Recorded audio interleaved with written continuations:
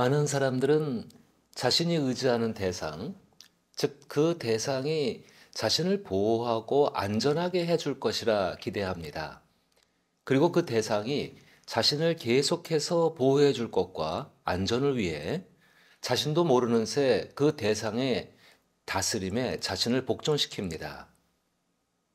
그리고 자기가 의지하는 그것을 잃지 않으려고 집착하기도 하고 그 대상 때문에 웃기도 하고 울기도 하죠.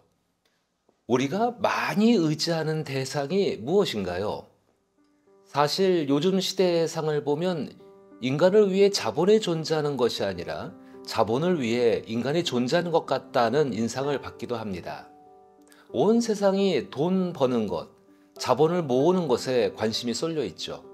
쉽게 말하면 부자 되는 것에 관심이 많죠. 이 말은 정말 수많은 사람들이 자신의 인생의 안녕을 위해서 자본에 의존하는 경향이 높다는 것을 보여주는 것이죠. 이것을 제 식대로 표현하자면 많은 사람들이 돈의 다스림과 돈으로부터 보호받기를 원하고 있다고 말하고 싶습니다. 그러나 돈이 우리를 완전히 보호해주고 안전을 보장해줄 수 없다는 것을 우리는 잘 알고 있습니다. 돈과 재물은 단지 우리가 살아가는 데 필요한 수단에 불과하다는 것을 이성적으로는 너무 잘 알고 있죠. 그런데도 사실 우리는 돈 때문에 일희일비하며 살죠. 자, 당신을 웃게 하기도 하고 울게 하기도 하는 것이 무엇입니까? 당신은 그것의 다스림과 보호를 받기를 원하는 것입니다. 만약 하나님의 백성들이 하나님의 다스림과 보호 속에 살아가면서도 동시에 하나님의 보호도 받고 자신이 의지하고 있는 다른 무언가의 보호도 함께 받고 싶어 한다면 이것은 두 마음을 품고 있는 것과 같습니다. 이것을 성경에선 영적인 음란이라고 말합니다. 성경은 지속적으로 우리에게 하나님 이외의 다른 신을 섬기지 말 것을 말씀하십니다. 이 말은 즉 하나님 이외에 다른 것을 의지하지 말라는 것을 의미하는 것이기도 하죠. 그리고 성경은 하나님의 백성들의 타락과 부패의 원인을 바로 하나님이 아닌 다른 것을 의지하기 시작했을 때부터라고 말합니다. 시편 49편은 바로 이런 이스라엘의 영적인 음란을 경고한 선지자의 말을 시적으로 표현하며 하나님의 다스림 속에 살아가는 올바른 신앙인의 모습이 무엇인지를 보여주는 교훈적인 시라 할 수 있습니다. 그래서 저는 특히 이 시편 49편을 이 시대를 살아가는 신앙인들과 교회에 꼭 필요한 메시지라고 생각합니다.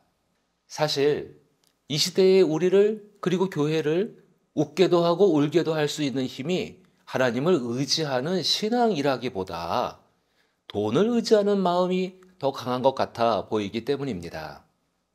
따라서 오늘을 살아가고 있는 우리는 성경의 경고를 진지하게 받아들여야 합니다. 디모데후서 3장을 보면 말세에 고통받는 때는 사람들은 자기를 사랑하며 돈을 사랑하고 자랑하며 그리고 경건의 모양은 있으나 경건의 능력은 부인하는 사람들에게서 이제 우리가 돌아서야 한다고 말합니다. 이 말은 즉 지금 우리가 살고 있는 때는 말세의 때이고 하나님보다 자기를 더 사랑하는 자기 애에 빠진 사람들, 돈을 사랑하고 돈을 자랑하는 사람들, 경건한 척하지만 실제로 경건의 능력을 무시하고 다른 것을 의지하는 사람이 많기 때문에 우리 자신들이 그런 모습에서 또한 그것이 제대로 사는 것이라고 미혹하는 사람들에게서 돌아서야 할 때라는 것입니다. 조금 더 솔직하게 말하자면 제가 경험한 것과 제가 요즘의 때를 보았을 때 이 세상과 그리고 더욱이 교회는 마치 돈과 권력으로 사람을 조종해서 자기의 목적을 이루려 했던 모압 왕 발락처럼 누군가를 마음대로 할 수 있는 신이 되고 싶어 안달이 나 있는 것 같습니다. 민수기 22장부터 24장에서는 모압 땅 발락이라는 왕이 발람이라는 한 선지자를 돈과 권력으로 매수해서 이스라엘을 저주하도록 했던 사건이 기록되어 있습니다. 22장을 보면 당시 모압 근처에 진을 친 이스라엘의 수는 정말 셀 수 없이 많았습니다. 그 기세에 눌린 발락 왕은 마치 소가 밭을 뜯어먹은 같이 모압 땅이 위기에 처할까 두려워했었고, 바로 이 때문에 발락은 당시 유명한 발람이라는 선지자에게 뇌물과 같은 돈을 주고 이스라엘 백성들을 저주해 주기를 요청했습니다.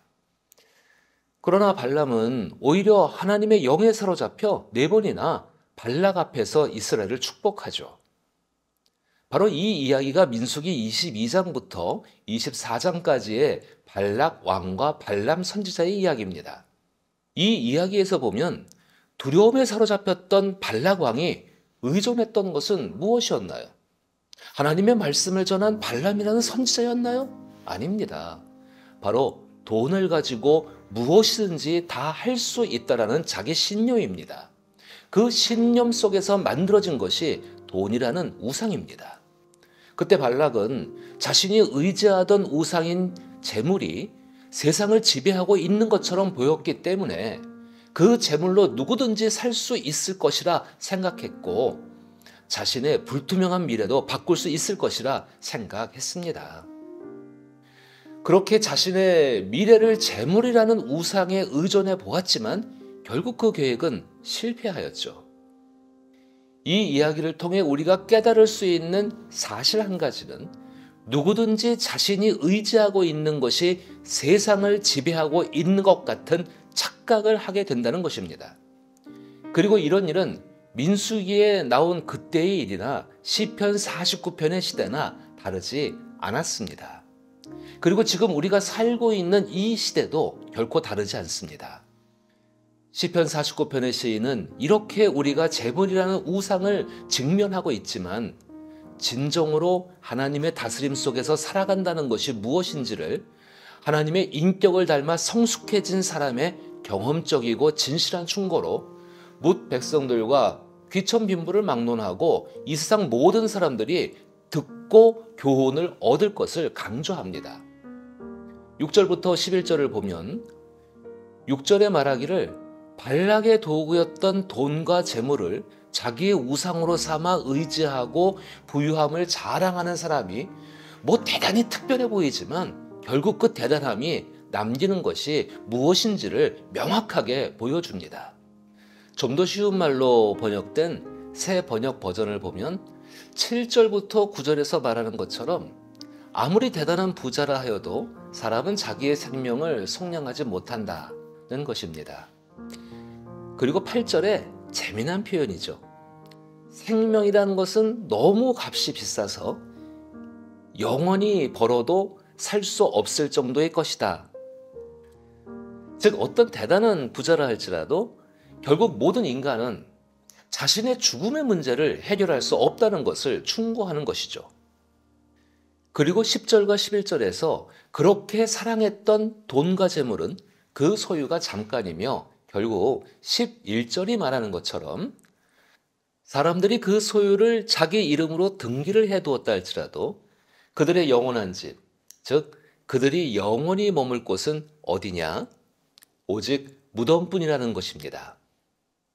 그리고 이어지는 13절부터 15절을 보면 6절에 말한 자기의 재물을 의지하고 부유함을 자랑하는 자들, 그리고 그들과 의기투합해서 멀리 바라보지 못하고 사는 사람의 운명에 대해 언급합니다.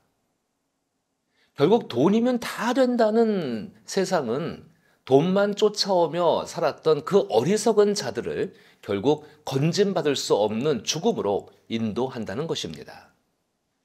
그리고 이어서 15절부터 19절은 하나님의 다스림 속에 있지만 6절에 말한 자기의 재물을 의지하고 부유함을 자랑하는 자를 부러워하고 그들이 가지고 있는 힘을 두려워하는 사람들에게 위로와 권면을 줍니다.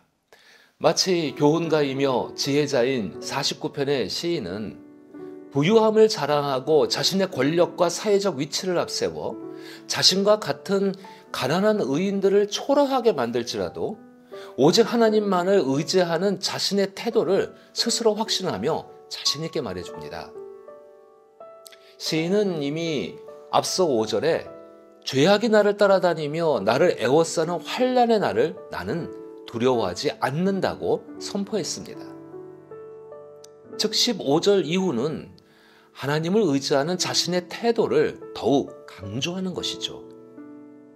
비록 돈과 재물의 지배를 받는 사람들 속에 살고 있지만 자신을 다스리시고 자신을 보호하시는 하나님으로 인해 안전하게 이루어질 미래를 바라보고 있기에 두려워하지 않는다고 말입니다. 15절은 확신에 찬 큰 외침입니다. 그러나 하나님은 나를 영접하시리니 이러므로 내 영혼을 스올의 권세에서 건져내시리로다. 이것이 돈과 재물이 지배하고 있는 것처럼 보이는 세상 속에서 부활의 삶을 사는 사람들의 모습입니다. 내 영혼을 스올의 권세에서 건져내시리로다 라는 확신은 하나님께서 죽음의 마수에서 건져내시는 하나님에 대한 경험입니다. 이 표현은 단순히 육신의 죽음이라는 인생의 끝에서 구원하신다는 것을 의미하는 것이 아닙니다. 디모데전서 6장 10절의 말씀처럼 모든 악으로부터 보호받으며 하나님의 뜻을 이루는 형통함과 자유로운 삶을 살아가는 것입니다. 이렇게 시편 49편의 12절과 20절은 모든 사람들이 듣고 깨닫고 자기를 개혁시켜야 할 강력한 충고입니다. 사람은 존귀하나 장구하지 못하며 멸망하는 짐승과 같도다. 존귀하나 깨닫지 못하는 사람은 멸망하는 짐승 같도다.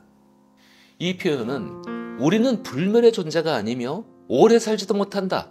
길거리를 떠도는 집 나온 개처럼 나이 들고 약해지면 죽을 뿐이다 입니다.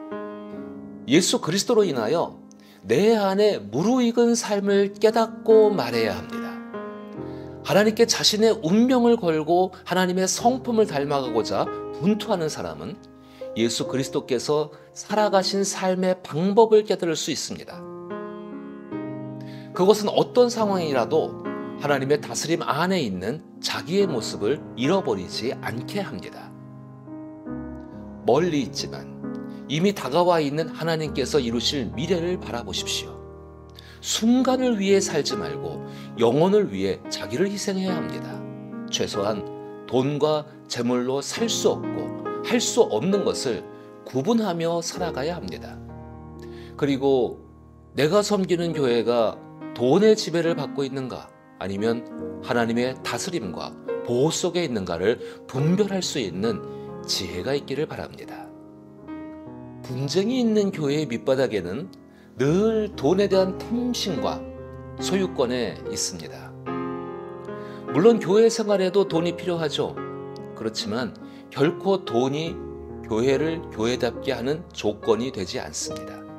그리고 자본의 풍성함이 예수께서 보여주신 부활의 삶을 살아가게 하지 않습니다. 우리 모두 시편 49편의 충고를 기억했으면 좋겠습니다. 20절처럼 이미 존귀하지만 깨닫고 개혁하지 않으면 멸망할 짐승일 뿐입니다. 그것은 교회라고 예외는 아닙니다. 하나님 말씀으로 잠에서 깨어나 빛 아래에서 살아갈 수 있기를 간절히 나사렛 예수의 이름으로 축복합니다.